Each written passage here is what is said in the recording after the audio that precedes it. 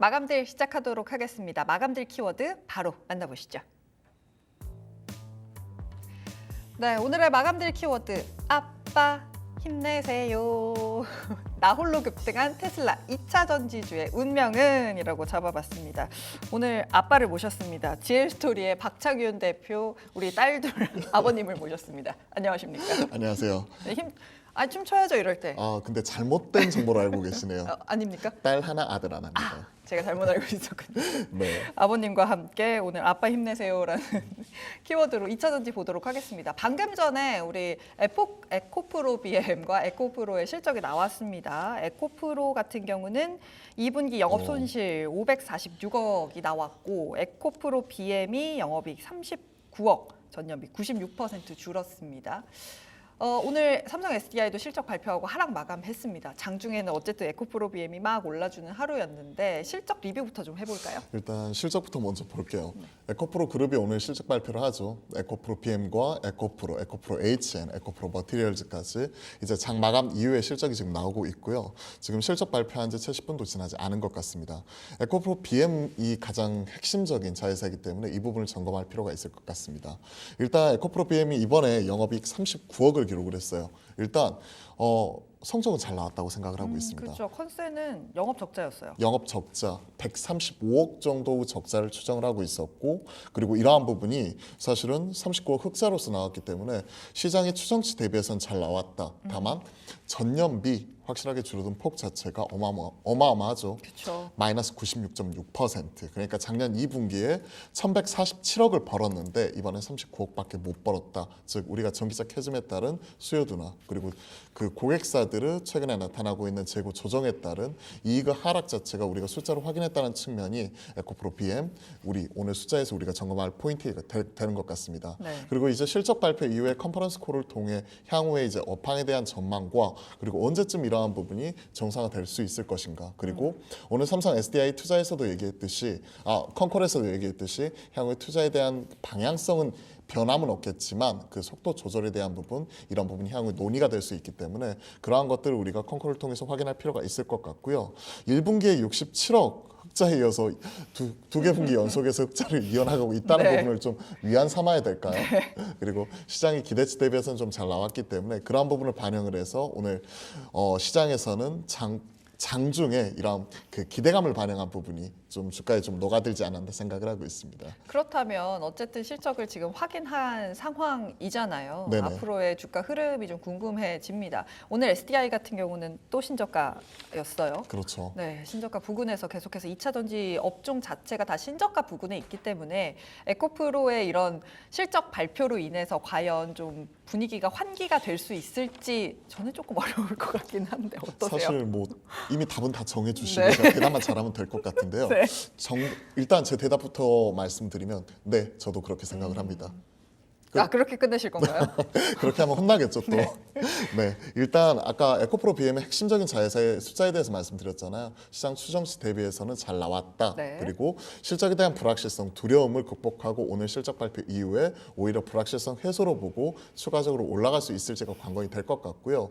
핵심적인 자회사가 지금 실적 발표 39억 흑자를 냈음에도 불구하고 모회사인 에코프로는 마이너스 546억 영업 적자를 이어나가는 모습이 포착이 되고 있죠. 네. 즉 이러한 부분이 언제쯤 이렇게 흑자를 돌릴 수 있을지 그 시점 자체가 관건이 되는 것 같습니다. 그렇기 때문에 당장 이제 눈앞에 벌어져 있는 숫자 이런 것들만 놓고 본다면 최소한 우리가 숫자가 돌아서는 걸 확인하고 사고 싶은 이런 수요 자체가 이런 심리 자체가 있을 것 같고 네. 투심 또한 그렇게 움직일 것으로 전망을 하고 있습니다. 그렇기 때문에 당분간은 좀 시간이 녹이는 과정, 즉 시간이 좀 필요하다고 생각을 하고 있고요. 네. 이러한 부분이 최근에 지금 LG 에너지솔루션 그리고 오늘 삼성 SDI의 실적 발표, 에코프로까지 연이어서 네. 계속 부진한 실적이 이어지고 있기 때문에 최소한 우리가 3분기 실적에 대한 부분 뚜껑까지는 열어봐야 된다. 그러면 3분기 실적에 대한 어느 정도 추정치가 집계가 되는 시점, 그러면 대략 한 10월 초나 중순 정도 그 정도까지는 이러한 좀 지지부진한 분위기가 좀 이어지지 않겠나 하는 생각을 가지고 있습니다. 네, 쉽지 않습니다. 2차 전지. 근데 오늘 2차 전지주들이 좀 들썩였던 이유는 모건 스탠리에서 뭐 테슬라 좋다, 최선호주다, 자동차 내에서 가장 좋다라고 이야기를 했기 때문인데 이게 우리나라 시장에 더 길게 영향을 미치기는 어렵다는 뜻이죠. 최근에 테슬라 주가 흐름을 이렇게 보시면요, 급등 아니면 급락이에요. 네. 그쵸? 중간은 없어요. 중간이 없어요. 최근에 뭐 한 달 사이에 뭐 한 40% 이상 올라오는 모습도 보여주기도 네. 했었지만 뭐 고점 대비해서 이렇게 놓고 보면 사실 서운할 수밖에 없는 이런 상황이긴 하죠. 최근 그 테슬라 관련된 주가 이런 부분을 체크를 하다 보면 사실 그냥 널뛰다 보니까 꼭 정신병 걸리는 것처럼 급등 아니면 급락 이런 것들이 계속 되풀이되고 있잖아요. 참 주식 투자하기 어렵다 다시 한번 느끼게 됩니다. 일단 어제 테슬라가 무려 5.6%나 올라왔습니다. 모건 스탠리에서는 테슬라를 자동차 섹터에서 최선호주로 발표를 했었죠. 기존의 최선호주가 어디였는지 아세요? 기존 최선주 어디였어요? GM. 아, 근데 GM이 지난주에 실적 발표를 하고 나서 하루 만에 마이너스 18%나 급락을 해버렸죠. 그렇기 때문에 1등이 물러나고 그 빈자리를 테슬라가 채웠지만 네.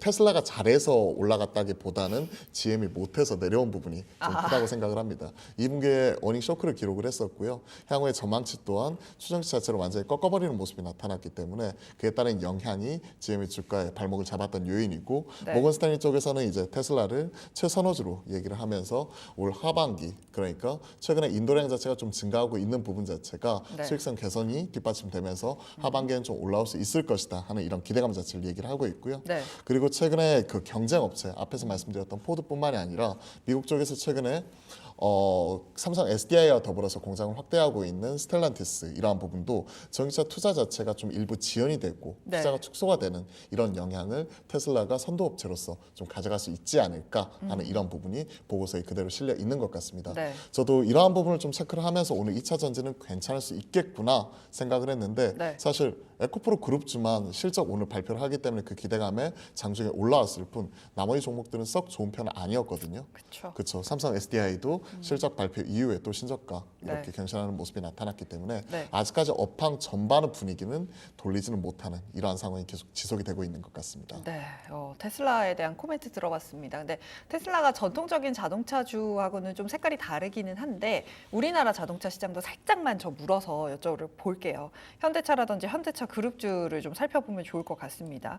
현대차 그룹주 뭐 차트 보시면 알겠지만 하락하고 있는 상황에다가 미국 대선 이슈로 가장 좀 영향을 받을 수 있는 섹터 중에 하나라고 합니다. 자동차주 현대차라든지 다른 그룹주들 어떻게 보세요? 아무래도 현대차나 기아 같은 경우에도 사실 실적 발표한 이후에 주가 낙폭을 좀 더 키우는 모습이 나타났습니다. 현대차가 이번에 영업이익이 지금 그 4조 2천억을 기록을 했었고 기아가 3조 6천억을 기록을 했었는데요. 각각의 추정치에 부합하는 실적 자체를 발표를 했어요. 각각의 추정치에 정확하게 거의 부합하는 모습이 나타나면서 눈높이 자체는 충족을 시켰지만 최근에 시장의 분위기는요. 당장은 그 눈높이 자체의 충족보다도 오히려 슈퍼 서프라이즈 아니면 향후의 기대치 자체를 확 끌어올릴 수 있을 만한 그 모멘텀 자체가 없으면 오히려 급락하는 모습이 항상 나타나기도 했었거든요. 맞아요. 실적 발표 이후에 딱 그러한 모습이 포착이 되었습니다. 현대차도 지난주 목요일이었죠. 실적 발표 이후에 좀 급락을 했었고 지금은 좀 더 낙폭을 키우는 모습이 좀 확인되기도 했었고요.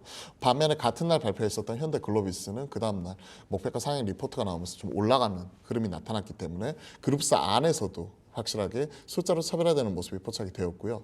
금요일날 실적 발표했던 기아 또한 3조 6천억 호실적을 발표했음에도 불구하고 어느 정도 우리가 기대했던 것 자체의 눈높이가 너무 높았던 때문일까요? 그 이후에 좀 낙폭을 키우는 모습이 나타났습니다. 네. 말씀해 주셨던 대로 아무래도 미국 대선에 따른 불확실성이 그대로 반영이 되는 것 같아요. 최근에 이제 트럼프 vs 해리스 이런 서로 간에 치고받는 가운데 정책 트레이딩, 정책 모멘텀으로 인해 관련된 섹터 주가가 크게 흔들리는 모습인데 네. 특히나 이제 앞에서 우리가 점검했었던 2차 전지와 더불어 이런 자동차는 최근에 이제 하이브리드카, 2차 전지 이런 부분과 더불어 특히나 IRA 세제 법안은 이런 보조금에 민감할 수밖에 없는 이러한 상황입니다. 그렇죠. 그렇기 때문에 이제 미국 쪽에서 지금 서둘러서 공장을 짓고 있는 모습이 우리가 확인을 하고 있는 거죠. 네. 현대차도 마찬가지입니다. 최근에 인도 법인 상장에 따른 추가적으로 3조 원 자금이 들어오는 부분이고 이러한 자금을 활용해서 투자하는 부분이 지금 현 시점에서는 미국 대선에 따른 불확실성으로 인해서 약간은 스탑이 걸려 있는 상황이고요.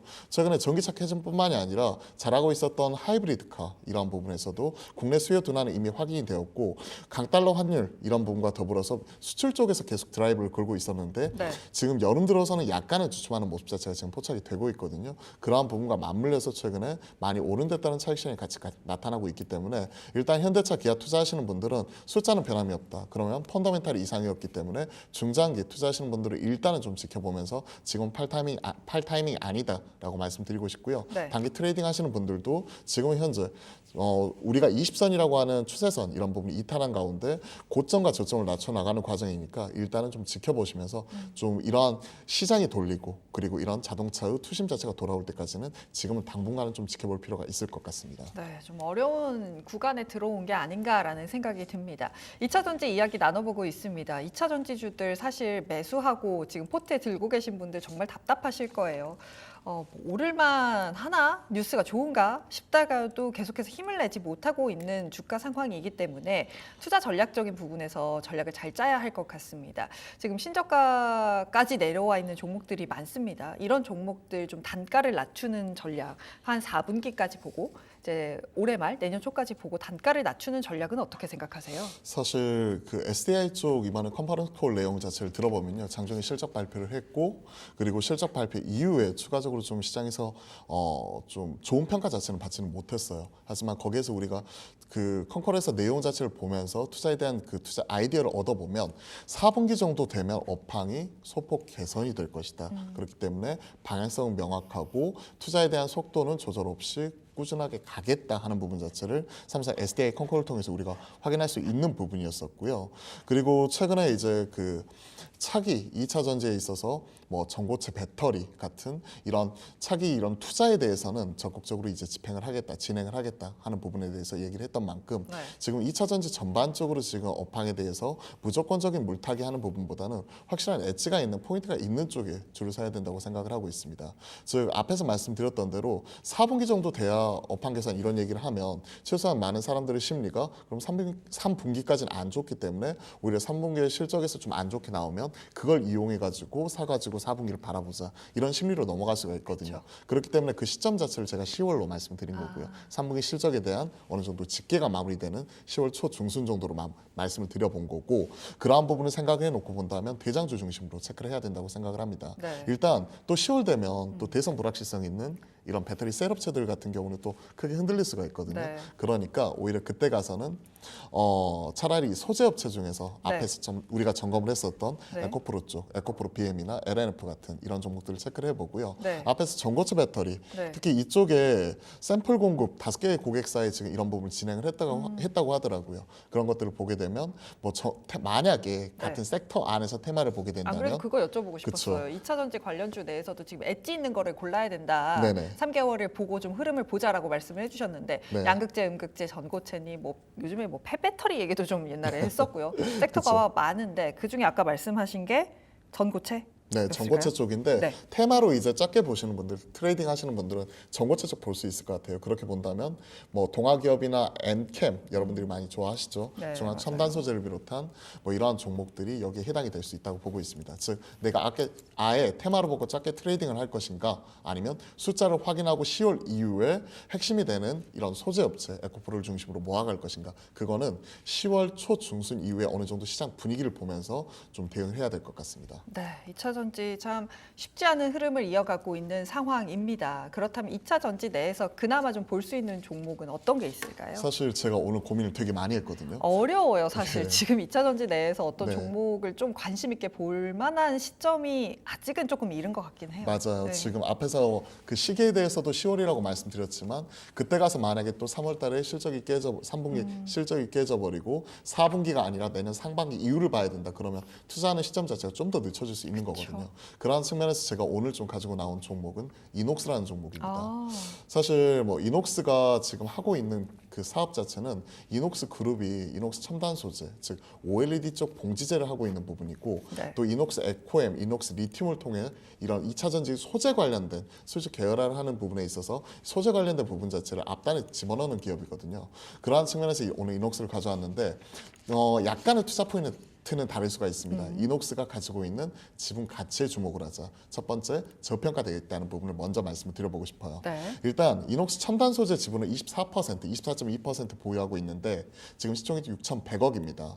그리고 이녹스 에코엠이 올 하반기에 지금 상장 청구 심사는 이미 들어가 있고요. 올해 11월, 12월 달에 들어올 걸로 추정이 되고 있는데 50% 지분을 가지고 있는 부분이 3,000억 밸류로 지금 평가가 되고 있거든요. 그럼 여기에서 1,500억 이상이 상황이고 이녹스 리튬 또한 지금 5월 28일 날 1,500억 밸류로 성공적으로 300억 펀딩을 마무리를 했기 때문에 이러한 것들을 이제 종합적으로 고려해 보았었을 때 최소한 여기서 보았을 때 전 3천억 이상은 지금 그 평가를 받아야 된다고 생각을 하거든요. 네. 근데 오늘 이녹스 이 시가총액을 보시면요, 1,602억에 불과합니다. 그렇기 때문에 저는 여기서 못해도 50% 이상 욕심을 부리자면 한 100%까지의 좀 업사이드를 바라보면서 네. 가치주식 컨셉으로 일단 접근을 하자. 이게 첫 번째이고요. 두 번째는 앞에서 힌트를 드렸는데 이녹스 에코엠이라는 그러니까 최근에 대주전자재료가 그래도 시장에서 잘 나가는 이유가 이에 따른 실리콘 첨가제잖아요. 응급제에 들어가는 실리콘 첨가제.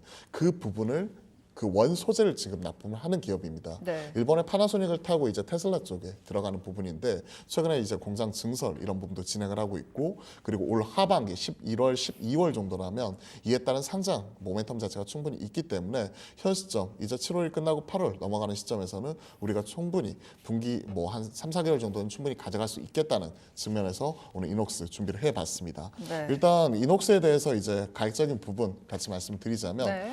최근에 계속해서 우하향하는 모습이 2차 전지 공통적으로 같이 나타나고 있는 것 같아요. 지금 보시면 아시겠지만 거의 전저점 부분까지 지금 내려오는 모습이 포착이 되었고요. 쉽지 않아요. 지난 4월 달에 기록했었던 16,350원 이런 부분인데 17,000원 언더라면 전 충분히 사볼 수 있지 않을까. 지금 오늘이 17,070원이니까 네. 일단은 매수가는 현재가 부분, 시가 부분에서 매수 이렇게 말씀을 드려보고 싶고요. 네. 그리고 이번에 그러니까 6월 달에 기록했었던 고점이 25,000원 선이기 때문에 네. 전고점까지 짧은 트레이딩 바이 관점에서 좀 말씀드려보고 네. 손절가는 이제 좀 타이트하게 말씀드려야 될 것 같아요. 맞아요. 손절 라인 자체는 16,000원 정도로 이번에 4월 달에 기록했었던 저점을 만약에 깨고 밑으로 내려간다. 그럼 손절 라인 같이 말씀드리니까 목표가 25,000원, 손절가 16,000원 그리고 현재 시가 대응 이렇게 말씀드려보겠습니다. 네, 이녹스 그룹 지주사라는 단어에 저도 눈이 확 가더라고요. 아무래도 뭐 지주사라든지 가치주에 대한 관심이 좀 있는 상황이기 때문에 잘 지켜보시면 좋을 것 같습니다. 지금까지 GL 스토리의 박창윤 대표였습니다. 오늘 말씀 잘 들었습니다. 네, 감사합니다.